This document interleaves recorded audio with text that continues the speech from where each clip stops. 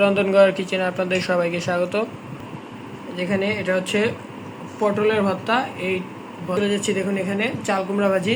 তরকারিটি আমি দুপুরে যখন খেয়েছিলাম তখন খুবই আমার কাছে স্বাদ লেগেছিল। Hello everyone, welcome back to my kitchen. রন্ধনঘর কিচেনে আপনাদের সবাইকে স্বাগত। আশা করি আপনারা সবাই ভালো আছেন। আমি আল্লাহর রহমতে ভালোই আছি। আজকে আমি রাতের ডিনারের সব মেনু নিয়ে চলে আসলাম। আজকে প্রথমে আমি এখানে দেখাচ্ছি, দেখুন যেখানে এটা হচ্ছে পটলের ভর্তা। এই ভর্তাটা হলো পটল পুড়িয়ে তারপরে রসুন মরিচ পাটায় বেটে এই ভর্তাটি তৈরি করা হয়। খেতে খুবই সুস্বাদু হয়। আর যেহেতু পটল পুড়িয়ে করা হয়, একটা স্মোকি ফ্লেভারও পাওয়া যায়। এই ভর্তাটি খুবই আমার কাছে ভালো লাগে খেতে।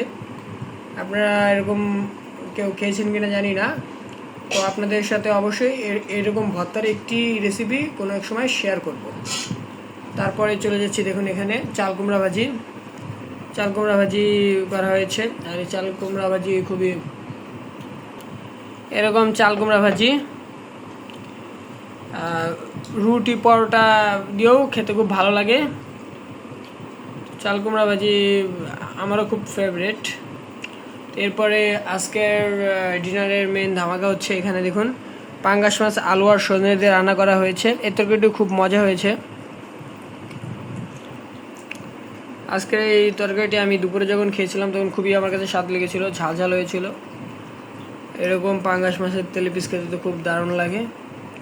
তো আজকের মেনুগুলো হচ্ছে এগুলোই, 3 আইটেম এখানে করা হয়েছে।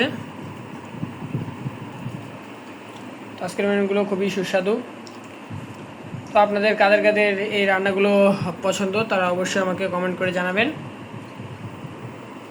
আর প্রথমে আপনাদের বলেছি, এরকম পটলের ভর্তা পুড়িয়ে পটল ভর্তা রেসিপি আমি আপনাদের সাথে একদিন অবশ্যই শেয়ার করব।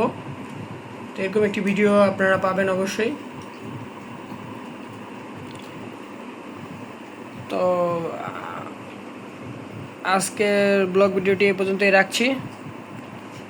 তো এখন সবাই ডিনার করার জন্য প্রস্তুতি নিচ্ছে।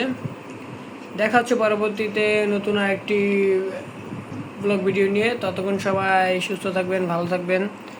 আল্লাহ হাফেজ। আর আমার চ্যানেলের পাশেই থাকবেন। সবাইকে অসংখ্য অসংখ্য ধন্যবাদ।